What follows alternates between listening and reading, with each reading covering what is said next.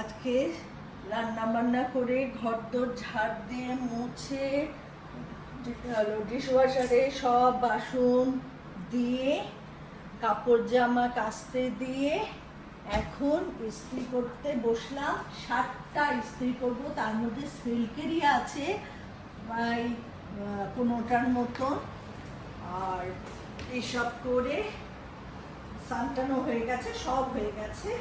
সেই 14 তারিখ থেকে একটার পর একটা অনুষ্ঠান হয়েই যাচ্ছে আমার জন্মদিন উপলক্ষে।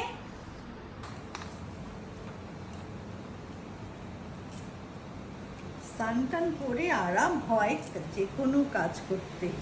এখন আরাম। আর বাইরে প্রচণ্ড বৃষ্টি হচ্ছে, যা মেঘ গর্জন করছে, পুরো আমাদের কলকাতায় যেমনি বৃষ্টি হতো সেইভাবে বর্ষাকালের যে অবস্থা হতো, প্রচণ্ড বৃষ্টি হচ্ছে। সারা ঘর দেখো না, জন্মদিনে কি অবস্থা, সারা ঘরে বেলুন সাজানো।